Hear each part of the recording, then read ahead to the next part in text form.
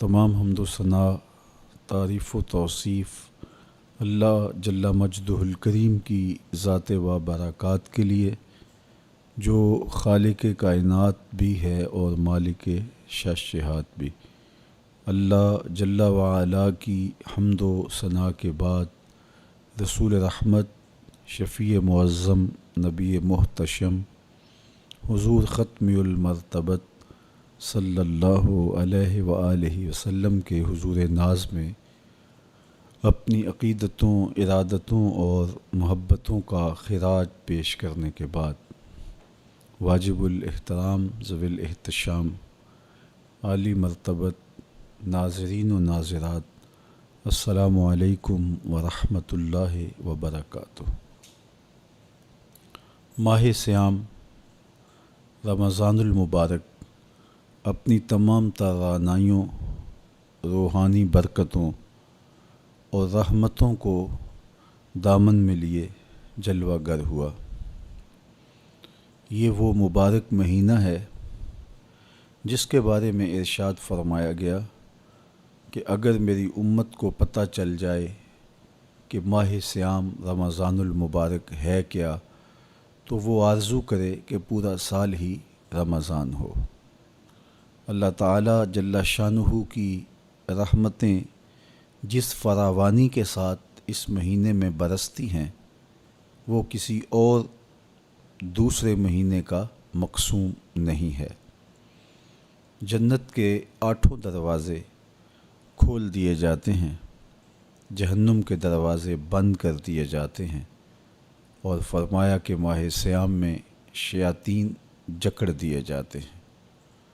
अल्लाह की रहमतों और करम नवाजियों की लूट से लग जाती है। एक फ़र्ज़ अदा करने से 70 फ़र्ज़ों का सवाब नसीब होता है, और एक नफ़ल की अदायगी पर एक फ़र्ज़ का सवाब अता किया जाता है। और ये ख़ास इनायत और रियायत सिर्फ़ इसी माह मुबारक में होती है। इसलिए अहले ईमान इस मुबारक महीने में कसरत के साथ इबादत करते हैं, सदका व खैरात करते हैं, कुरान मजीद की तिलावत मामूल से ज़्यादा करके नवाफिल की अदायगी से अपने रब की रज़ा जोई के लिए कोशां होते हैं।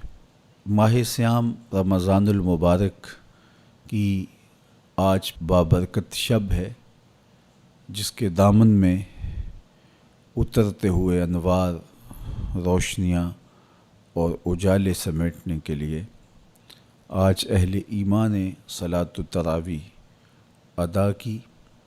हमने मुनासिब जाना कि पूरी दुनिया के तूल व अर्ज़ पे फैले हुए हमारे मोहब्बत करने वाले, सुनने वाले, दुआएं देने वाले और उल्फत व प्यार का रब्त और ताल्लुक़ रखने वाले लोगों को मुबारकबाद दी जाए, और रमज़ानुल मुबारक के इस मुबारक लम्हे में कुछ ज़रूरी बातें उनसे की जाएं।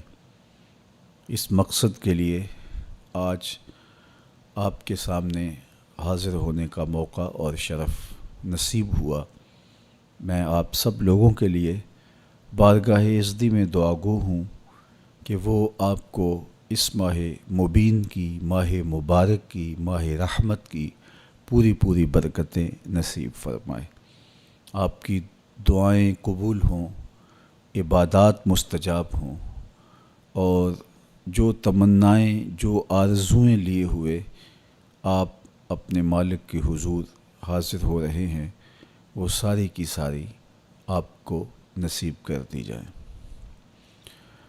रमज़ानुल मुबारक अल्लाह की रहमतों का वो महीना है जिसमें इस उम्मत पर रोज़े फ़र्ज़ हुए हैं।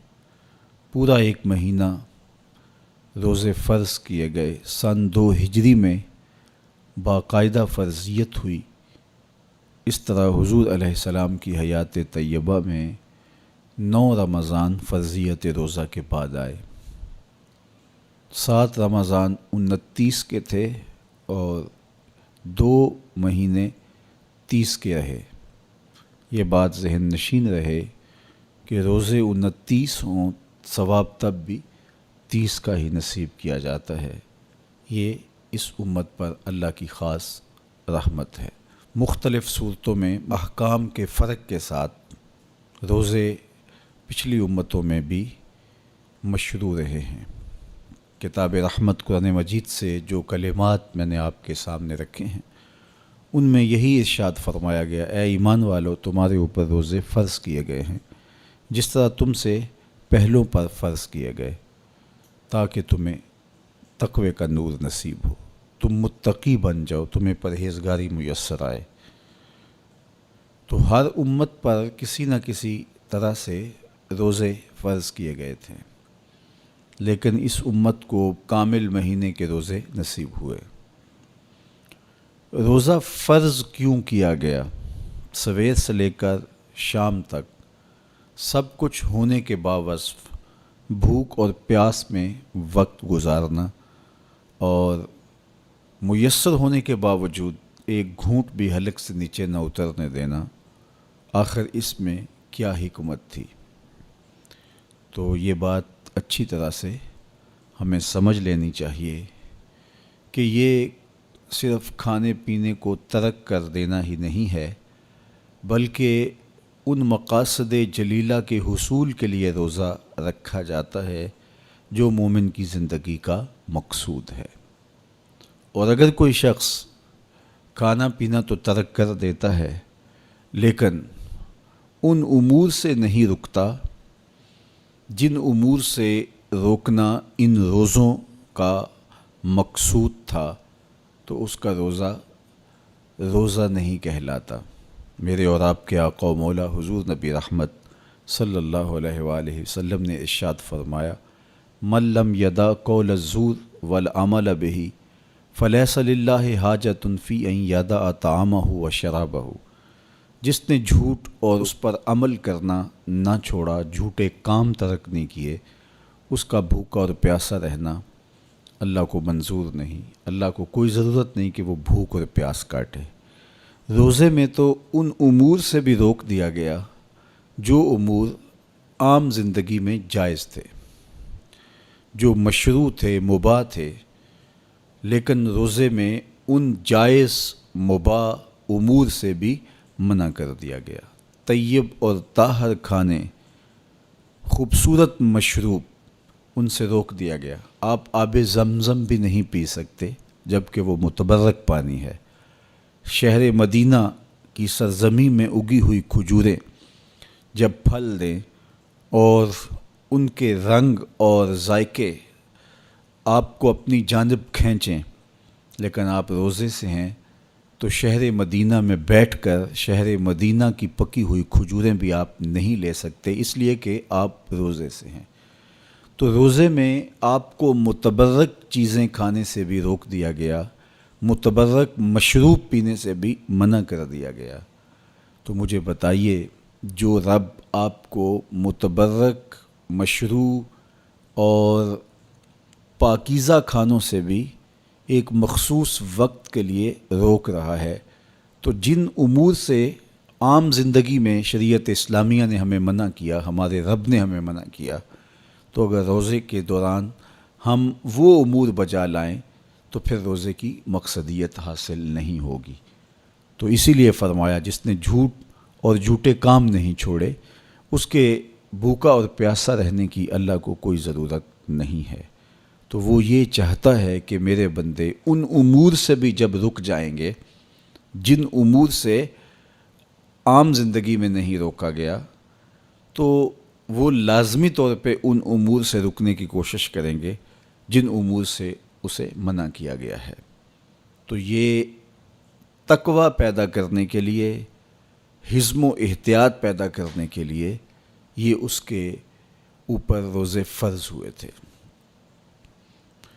آپ یہ خیال کر سکتے ہیں کہ بھوک اور پیاس کاٹنے سے کیا تقوی کا حصول ممکن ہے، جو کہ مقصد ہے روزے کا۔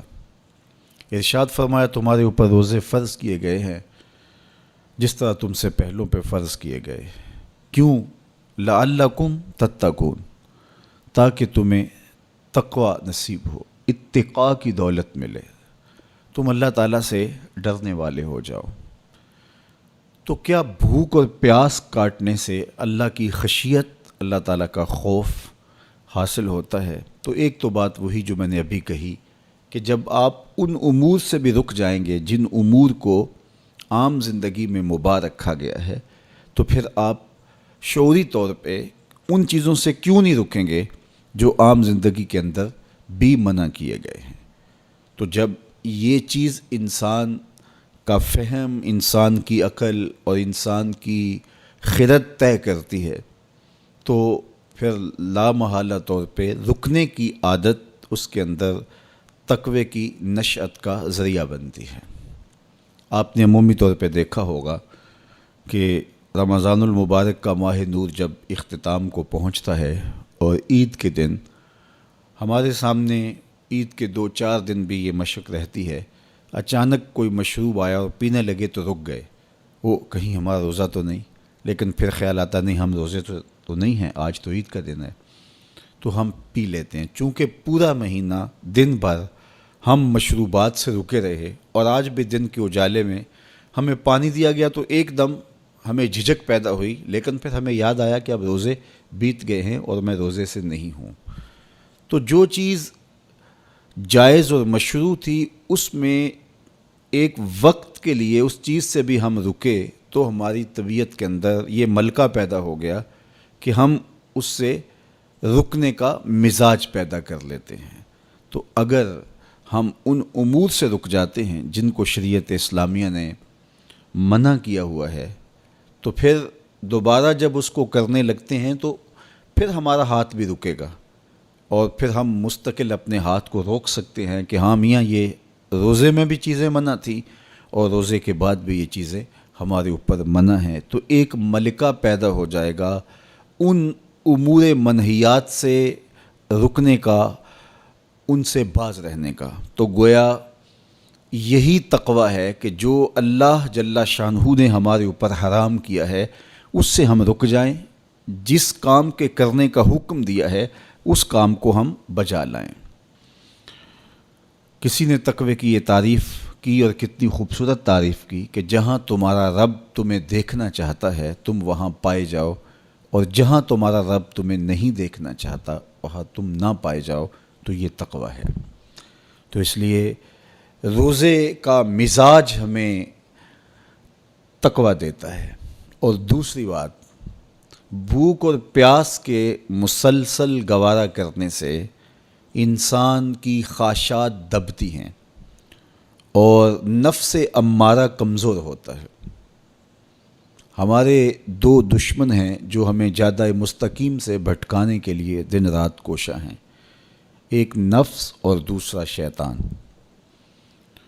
شیطان ہمیں راہ حق سے بہکانے میں لگا رہتا ہے، لیکن شیطان جب خود شیطان بنا تو اس وقت کوئی دوسرا شیطان نہیں تھا جس نے اس کو شیطان بنایا، بلکہ وہ نفس تھا جس نے شیطان کو شیطان بنایا۔ اس نے سر اٹھا کے کہا انا خیر منہ، میں بہتر ہوں، خلقتنی من نار و خلقتہ من طین، مالک تو نے اس کو مٹی سے بنایا اور مجھے آگ سے بنایا، آگ افضل ہے، مٹی مفضول ہے، افضل مفضول کو کیسے سجدہ کرے؟ تو میں تو سجدہ نہیں کرتا۔ باقاعدہ ایک دلیل لے کے نفس کھڑا ہو گیا، اس نے ایک حجت تراش لی اور کہا کہ نہیں، میں اس تیرے شاہکار کو سجدہ نہیں کروں گا، جبکہ حکم اس کا تھا جو اس شاہکار کو بنانے والا تھا، حکم اس کا تھا جس نے اس کے وجود کو پیدا کیا تھا، لیکن اس دلیل پر اس کے نفس کو تسکین پہنچی اور اس نے کہا کہ میں بہتر ہوں اور میں اس کو سجدہ نہیں کروں گا۔ اللہ تعالیٰ نے راندہ درگاہ کر دیا، تو اس نے اللہ کے حضور قسم کی کہ مجھے تیری عزت کی قسم، میں تیرے بندوں کو تیرے تک نہیں پہنچنے دوں گا، ان کے چاروں طرف سے ان پر حملہ آور ہوں گا اور ان کو راہ مستقیم سے ہٹا دوں گا۔ تو نفس وہ بڑا دشمن ہے جو شیطان کو شیطان بنانے والا ہے۔ اب ہمارے یہ دشمن مستقل ہمارے ساتھ جڑے ہوئے ہیں اور ہمیں جادہ حق سے، راہ مستقیم سے ہٹانے کے لیے کوشاں رہتے ہیں۔ ماہ سیام میں کیا ہوتا ہے؟ جس طرح کہ آپ نے ابھی حضور علیہ السلام کی مبارک حدیث کا مفہوم سنا کہ جب ماہ سیام آتا ہے تو جنت کے دروازے کھول دیے جاتے ہیں، جہنم کے در بند کر دیے جاتے ہیں اور شیاطین جکڑ دیے جاتے ہیں۔ وَسُلْسِلَتِ الشَّيَاطِينَ، تو شیاطین جکڑ دیے جاتے ہیں۔ تو ہمارے دو دشمن تھے، نفس اور شیطان، شیاطین جکڑ دیے گئے۔ اب ہمارا دشمن نفس موجود ہے۔ نیکی کا جو ماحول پیدا ہوا، آپ نے دیکھا کہ عام نمازوں کے اندر بھی جو لوگ شامل نہیں ہوتے تھے صلاۃ و تراویح میں کھڑے دکھائی دیے، اور ابھی نماز فجر کے اندر جو ہجوم عاشقاں آپ کو دکھائی دے گا، دل باغ باغ ہو جائے گا۔ اس طرح پانچوں نمازوں میں نیکی کا ماحول پیدا ہو جانا، صدقہ و خیرات کا ماحول پیدا ہو جانا، طبیعتوں میں رفق اور نرمی کا آ جانا، اور بہت ساری چیزیں ہیں جو ماہ سیام کی برکت سے ہمارے اندر پیدا ہوتی ہیں۔ تو یہ ماحول جو خیر کا، بھلائی کا، رحمت کا، نیکی کا پیدا ہوتا ہے، یہ شیاطین کے بند جانے کی وجہ سے ہوتا ہے۔ اور اس کے باوجود بھی بہت برائیاں موجود ہیں۔ ماہ سیام کے اندر گراں فروشی ہے، ذخیرہ اندوزی ہے، کم تولا جا رہا ہے، رشوت کا بازار گرم ہے، بہت سارے ایسے معاملات ہیں جو اسی طرح ہو رہے ہیں۔ تو جب شیطان بند گیا تو یہ کیوں ہو رہے ہیں؟ نفس موجود ہے۔ تو نیکی کا ماحول پیدا ہو جانا یہ شیطان کے بند جانے کی وجہ سے ہے، اور گناہ کا پھر بھی مسلسل موجود رہنا یہ نفس کے موجود ہونے کی وجہ سے ہے۔ اب ماہ سیام کے اندر ہمارے لیے یہ سہولت ہو گئی کہ ہمارے دو دشمنوں میں سے ایک دشمن باندھ دیا گیا، اور وہ ہے شیطان۔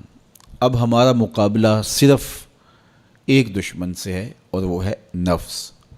اگر نفس کا ہم مقابلہ کر لیں گے تو شیطان چھٹ کے بھی ہمارا کچھ نہیں بگاڑ سکتا، اس لیے کہ وہ مؤثر ہوتا ہے نفس کے ساتھ مل کے۔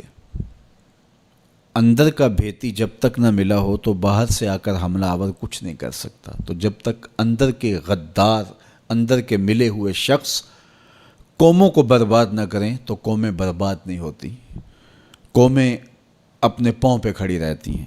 ہم نے تاریخ عالم کا مطالعہ کیا ہے، یہ چیز ہمیں ملتی ہے کہ قوموں کی زندگی میں جو اندر کے ملے ہوئے غدار لوگ ہیں، انہوں نے تباہی اور بربادی اور نقصان اور تکلیفیں کھڑی کی، اور اگر وہ اندر سے موجود نہ ہو تو باہر کے دشمن اس قدر نقصان نہیں دے سکتے۔ تو یہ نفس اندر کا دشمن ہے، اندر بیٹھا ہوا چھپا ہوا دشمن ہے، اور شیطان باہر سے آ کے حملہ آور ہوتا ہے۔ ماہ سیام میں اللہ نے ہمارے لیے یہ آسانی پیدا کر دی کہ ایک دشمن باندھ دیا، اب دوسرا دشمن صرف نفس موجود ہے۔ اب اس کو جب ہم قابو کر لیں گے تو شیطان چھٹ کے بھی کچھ نہیں کر سکے گا، ورنہ وہ تو پیچ و تاب کھا رہا ہے کہ یہ جو تم مسجدوں میں جا رہے ہو، یہ ماحول نیکی کا پیدا ہوا ہے، اس کو تو ایک آنکھ نہیں بھاتا۔ وہ تو حضرت انسان کو برباد کرنے پہ تلا ہوا ہے۔ اس نے اللہ کے حضور اس کی عزت کی قسم کھا کے کہا تھا کہ میں تیرے بندوں کو تیرے تک نہیں پہنچنے دوں گا، ان کے دائیں بائیں سے، آگے پیچھے سے، چاروں سمتوں سے ان پر حملہ آور ہوں گا۔ بلکہ فرمایا کہ اگر اللہ نے انسانوں کے لیے محافظ فرشتے مقرر نہ کیے ہوں تو شیاطین انسانوں کو مار ڈالیں۔ ابن آدم کا اتنا دشمن ہے، وہ کہتا ہے کہ جنت سے میں نکالا ہی آدم علیہ السلام کی وجہ سے گیا ہوں، اور اب میں اولاد آدم کو چین سے نہیں بیٹھنے دوں گا، اور ان کو میں دوبارہ جنت میں نہیں جانے دوں گا، ایسے اسباب پیدا کروں گا کہ یہ جہنم کا ایندھن بنے، اور یہ دن رات کوشاں ہے۔ اور شیطان کے مکر و فریب اور اس کے دجل و تلبیسات کے رنگ بڑے ہیں، ہر ایک کو ایک لاٹھی سے نہیں ہانکتا۔ ایسا نہیں ہوتا کہ ایک شب زندہ دار تہجد گزار جس کو سحری کی سسکیوں میں لطف ملتا ہو، شیطان اسے کہے کہ جناب تم سحری کے وقت نہ اٹھا کرو اور نوافل نہ ادا کیا کرو، اسے پتہ ہے کہ یہ عابد، یہ تہجد گزار میری بات نہیں مانے گا، تو وہ اسے کہتا بھی نہیں ہے۔ اسے کہتا ہے تم ضرور تہجد پڑھو، لیکن صبح بتا دیا کرو کہ میں تہجد گزار ہوں، میں سحری کے وقت اٹھنے کا مزاج رکھتا ہوں۔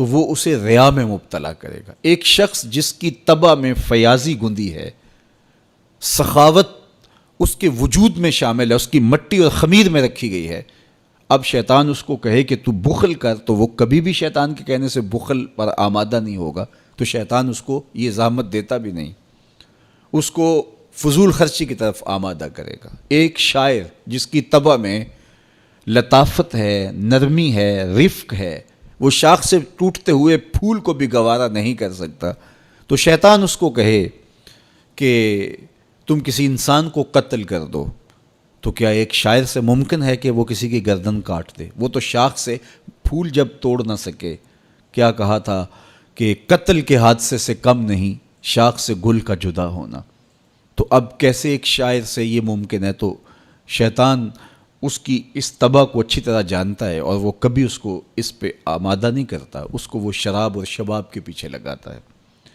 ایک عالم دین جس کا اوڑھنا بچھونا ہی دین ہے اور منبر و محراب کی نوکری اس کی سعادت مندی ہے، اور جب وہ واضح و تلقین اور نصیحت کرتا ہے اس کی روح کو قرار اور باطن کو تسکین نصیب ہوتی ہے، اب شیطان اس کو کہے کہ تو منبر و محراب کی نوکری چھوڑ دے، تو مجھے بتائیے ایک عالم دین منبر و محراب کی نوکری چھوڑ کے گنڈیریاں بیچے گا؟ تو اس کی بات تو نہیں مان سکے گا، تو شیطان اس کو یہ کہتا بھی نہیں ہے، اس کو کہتا ہے تیرے جیسا خطیب بھی تو زمانے میں دوسرا نہیں ہے، بات کرنے کا جو ڈھب تجھے آتا ہے وہ کسی اور کے پاس تو نہیں ہے، جتنا علم تیرے پاس ہے، صغرے کبرے ملانے کا جو فن تو جانتا ہے، لفظوں کی کھال ادھیڑنے کا مزاج جو تیرے پاس ہے، علمی منہ شگافیاں اور دقائق کا جو علم تیرے پاس ہے وہ کسی اور کے پاس بھلا کب ہے؟ تو وہ اس کو تکبر میں مبتلا کر کے اس کی متاع زندگی کو لوٹنے کی کوشش کرتا ہے۔ تو اس کے وار ہیں، اس کے حملے ہیں، اس کے جال ہیں جو پھیلا کر کے اس دام تزویر کے اندر لوگوں کو پھانس لیتا ہے۔ تو شیطان انسان کا دشمن ہے، دن رات انسان کو برباد کرنے کے لیے تلا ہوا ہے۔ میرے اور آپ کے آقا و مولا نے ارشاد فرمایا الشیطان جاسم علی قلب ابن آدم فاذا ذکر اللہ خانسا واذا غفل وسوسا، شیطان اولاد آدم کے دل پہ قبضہ جما کے بیٹھ جاتا ہے، جب یہ اللہ کا ذکر کرتا ہے تو بھاگ جاتا ہے، جب یہ ذکر چھوڑتا ہے تو وسوسہ اندازی کرتا ہے۔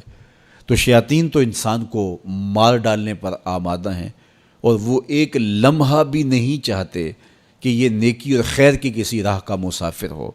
تو ماہ رمضان میں شیطان بندھا ہوا بھی ہو اور انسان نیکی کے ماحول پہ ہوں، نیکی کی راہوں پہ ہوں، سجدوں میں اللہ کی حضور آنسوؤں کا خراج دے رہے ہوں، قرآن مجید کی تلاوت معمول زندگی ہو، تو شیطان کو تو ایک آنکھ نہیں بھاتا، وہ تو کہتا ہے بس میں چھٹ لوں، پھر عید کے دن ہی نپٹ لوں گا تم سے۔ اب اگر شیطان کے چھٹنے سے قبل ہم نے نفس کو کنٹرول میں کر لیا، قابو میں کر لیا، تو شیطان چھٹ کر بھی کچھ نہیں کر پائے گا، ورنہ وہ نفس کے ساتھ مل کے اور زیادہ ہمیں بگاڑنے کی کوشش کرے گا۔ اس لیے یہ ہمارے لیے ایک اہم اور سنہری موقع ہے کہ ہم نفس پہ قابو پا لیں۔ اب وہ کیسے پایا جا سکتا ہے؟ روزہ نفس کو کنٹرول کرنے کا ایک مؤثر ذریعہ ہے، خود روزہ نفس کو، نفس امارہ کو قابو کرنے کا ذریعہ ہے، اس لیے کہ نفس 3 چیزوں سے کمزور ہوتا ہے۔ حضرت شیخ فرید الدین عطار رضی اللہ تعالیٰ عنہ فرماتے ہیں نفس نتواں کشت الا باسے چیز، بات و گوئم یاد گیرش اے عزیز، نفس نہیں مرتا، لیکن اگر 3 چیزیں ہوں تیرے پاس تو پھر نفس کو قابو کرنا کوئی مشکل بھی نہیں ہے، اس کو کمزور کرنا کوئی زیادہ مشکل بھی نہیں ہے۔ وہ 3 چیزیں کون سی ہیں؟ خنجر خاموشی و شمشیر جو، نیزائے تنہائی و ترک ہجو، خاموشی کا خنجر، بھوک کی تلوار اور تنہائی کا نیزہ۔ یہ 3 چیزیں نفس کی کمزوری کا سبب اور ذریعہ ہیں۔ اب روزہ ان 3 چیزوں کو پیدا کرتا ہے۔ بھوک اور پیاس کے ذریعے سے نفس کمزور ہوتا ہے، تو روزہ بھوک اور پیاس ہے۔ اور میرے اور آپ کے آقا و مولا نے ارشاد فرمایا یا معاشر الشباب من استطاع منکم الباءۃ فلیتزوج فإنہ اغض للبصر واحسن للفرج فمن لم یستطع فعلیہ بالصوم فإنہ لہ وجاء۔ اے جوانوں کے گروہ، تم میں سے اگر کوئی نکاح کرنے کی طاقت رکھتا ہے تو دیر نہ کرے، فوری نکاح کر لے، اس لیے کہ یہ نظر اور پاکیزگی کا محافظ ہے۔ اور اگر کوئی نکاح کرنے کی فی الحال پوزیشن میں نہیں ہے تو وہ کثرت کے ساتھ روزے رکھے، اس لیے کہ روزے قاطع شہوات ہیں، تو بھوک خواہشات کو کمزور کرتی ہے۔ دوسری بات، تنہائی یہ مجلس کے شر سے بچانے کا ذریعہ ہے، چونکہ چند مجلسیں ہوتی ہیں جو انسان کے لیے خیر لاتی ہیں، زیادہ اختلاط لوگوں کا سوائے نقصان کے اور کچھ نہیں دیتا۔ اس لیے العافیت فی العزلہ فرمایا گیا کہ عافیت تنہائی میں ہے۔ ہمارے مشائخ فرماتے ہیں کہ سالک کے لیے سب سے بہتر جگہ اللہ کا پاکیزہ گھر مسجد ہے، یا پھر کامل شیخ کی صحبت ہے، یا پھر تنہائی۔ چوتھی جگہ سوائے ہلاکت کے اور کچھ نہیں ہے۔ اچھے لوگوں کی صحبت یقیناً اچھائی کا رنگ دیتی ہے، اور مسجد کی حاضری، مسجد کے اندر وقت کا گزارنا یقیناً باطن کے سنوارنے کا سبب ہے، نہیں تو پھر تنہائی ہی بہتر ہے۔ اور بری مجلس سے، برے جلیس سے، برے ساتھی سے تنہائی ایک بہت بڑی دولت ہے۔ تو رمضان المبارک کے مہینے کے اندر ہم عبادات کی وجہ سے بہت سارے معاملات سے کٹ جاتے ہیں اور ہمیں تنہائی میسر آتی۔ اور تیسری چیز فرمایا خاموشی کا خنجر۔ تو خاموشی میں جو فوائد رکھے گئے ہیں وہ کہیں اور نہیں رکھے گئے، اور عمومی طور پہ ہماری زندگی کے زیادہ تر گناہ ہماری زبان کی وجہ سے ہیں۔ غیبت زبان کی وجہ سے ہوتی ہے، جھوٹ زبان کی وجہ سے ہوتا ہے، بہتان زبان کی وجہ سے ہے، سب و شتم زبان کی وجہ سے ہے۔ سب سے زیادہ گناہ انسان کی زندگی میں، نامہ اعمال میں، اس کی زبان کی وجہ سے درج ہوتے ہیں۔ میرے اور آپ کے آقا و مولا نے فرمایا تھا، جو تمہارے دو جبڑوں کے درمیان، یعنی تمہاری زبان اور تمہاری پارسائی کی جگہ، ان دو چیزوں کی تم مجھے ضمانت دے دو، میں تمہیں جنت کی ضمانت دے دیتا ہوں۔ تو رمضان المبارک کے اندر ہم روزے کی وجہ سے اور دینی مصروفیات کی وجہ سے اپنی زبان کو بھی کنٹرول کر پاتے ہیں۔ فرمایا کہ اگر تم سے کوئی شخص الجھے، تم سے کوئی لڑے، کوئی بحث کرنا چاہے، تو تم کہو انی صائمون، میں تو روزہ دار ہوں، تو یہ کہہ کے آپ اپنی جان چھڑا سکتے ہیں۔ تو یہ وہ تین چیزیں ہیں جو نفس کو کمزور کرتی ہیں۔ رمضان المبارک کے اندر ہمیں اس کے لیے عملی کوشش کرنی چاہیے۔ ہر سال رمضان المبارک آتا ہے اور گزر جاتا ہے، اور ہم جہاں ہوں وہیں کے وہیں کھڑے رہتے ہیں، یا دو قدم پیچھے سرک جاتے ہیں۔ تو ہمیں سوچنا چاہیے زندگی بار بار نہیں ملتی، یہ اللہ کی نعمت ہے، یہ اللہ کی کرم نوازی ہے۔ تو زندگی کے جس مرحلے پہ بھی ہیں، بچپن ہے، لڑکپن ہے، جوانی ہے، بڑھاپا ہے، سن کہولت ہے، جہاں بھی کھڑے ہیں، آپ دیکھیں کہ گزرے ہوئے کل سے آنے والا کل بہتر نہیں ہے، تو آپ ہلاکت کی طرف سفر کر رہے ہیں۔ اور اگر آپ کے گزرنے والے دن سے آنے والا دن بہتر ہے تو یہ آپ کے لیے رحمت و راحت کا ذریعہ ہے۔ تو اس لیے میں اور آپ دیکھیں کہ ہم رمضان المبارک سے کیا یہ مطلوبہ فوائد حاصل کر سکتے ہیں، کر رہے ہیں یا نہیں۔ تو ہم اپنا جائزہ لیں۔ ابھی پورا مہینہ ہمارے پاس پڑا ہوا ہے، ہم عزم کریں کہ ہم اپنی زبان کو کنٹرول کریں گے، ہم بری مجلس میں نہیں بیٹھیں گے، ہم اپنی آنکھوں پر حیا کے پہرے بٹھائیں گے، اپنے خیالات کو قابو میں رکھنے کی کوشش کریں گے۔ بھوک اور پیاس سے نفس امارہ کی خواہشات کم ہوں گی، اور شیطان کے بننے کی وجہ سے گناہ کے امکانات کم ہو جائیں گے، نیکی کے ماحول پیدا ہو جانے کی وجہ سے اچھائیوں کے راستے ملیں گے۔ تو ہم اس ماہ رمضان المبارک کو اس طرح سے گزاریں کہ ہم ایک نئی تازہ اور خوبصورت زندگی لے کے ماہ رمضان کے بعد جو ہے وہ اپنے آپ کو خیر کی راہوں پہ محسوس کریں۔ یہ ایک اللہ تعالیٰ نے ہمارے لیے ایسا مہینہ رکھا ہے جس میں ہم عصر نو اپنی زندگی کو مرتب کرتے ہیں۔ یہ ایک نیا ٹرینڈ سیٹ کرتا ہے یہ مہینہ، اور یہ ماہ مبارک ہماری زندگی کے اندر جو ہے وہ ایک نظم پیدا کرتا ہے۔ اس میں ہم جو ہے وہ اللہ سے، اس کے رسول سے، کتاب اللہ کے ساتھ نیک لوگوں کے ساتھ، مسجد کے ساتھ، قرآن مجید کے ساتھ جڑ جاتے ہیں۔ اور اگر ہم اس کے اندر پورا خلوص اور پوری للہیت کو شامل کر کے اپنے آپ کو سنوارنے کے پورے عزم کے ساتھ اللہ سے توفیقات مانگتے رہیں گے تو پھر ہم اس سانچے سے ایک ستھرے، پاکیزہ اور خوبصورت انسان بن کے نکلیں گے۔ تو اس لیے ہمیں چاہیے کہ یہ مبارک مہینہ جو اللہ نے ہمیں نصیب کیا، اس مہینے کو اچھے طریقے سے ہم گزاریں۔ تقوی کا حصول جو اس مہینے کے روزوں کا مقصود ہے وہ ہم اپنے اندر پیدا کریں، اور ماہ صیام کا ماحول تقویٰ دیتا ہے، ماہ صیام کا باطنی نور تقویٰ دیتا ہے، ماہ صیام کے انوار تقویٰ دیتے ہیں۔ روزہ تقوی کی نشأت کا ذریعہ ہے، تقویٰ پیدا کرتا ہے طبع کے اندر، اور ایک نئی خوبصورت زندگی کا آغاز ہوتا ہے۔ تو میں اپنے جملہ ناظرین سے، جملہ ناظرات سے، سامعین اور سامعات سے یہ کہوں گا کہ وہ اس مبارک مہینے کی برکتوں کو خوب لوٹیں اور پوری طرح سے اس کے انوار کو اپنے اندر جذب کریں۔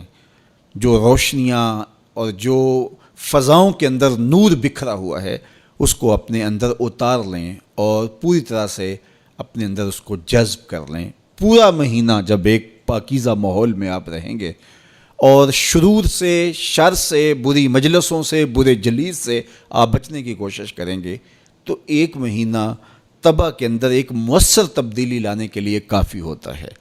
اور پھر اللہ تعالیٰ نے ہمارے لیے یہ کرم نوازی کیا ہے کہ ہر عمل کا اجر 70 گنا بڑھا دیا ہے۔ تو گویا ہم ایک قدم اٹھاتے ہیں تو 70 قدم آگے بڑھ جاتے ہیں۔ تو یہ ہمارا سفر تیز کر دیا جاتا ہے اور ہم تیزی کے ساتھ چل رہے ہوتے ہیں، اور ایک مہینہ گویا 70 مہینوں کے برابر ہو جاتا ہے۔ تو 70 مہینے مسلسل بندہ ایک نیکی کے ماحول میں رہے تو اس سانچے سے جب باہر نکلے تو پھر وہ کیسا نکھرا ہوا اور پاکیزہ انسان ہوگا۔ تو اس لیے ہمیں اس ایک مہینے کو پوری توجہ کے ساتھ صرف کرنا چاہیے اور اس کے ایک ایک لمحے کی قدردانی کرنی چاہیے۔ تو دیکھنا پھر یہ مہینہ کس طرح زندگی کے اندر ایک نئی خوبصورت تبدیلی پیدا کرتا ہے۔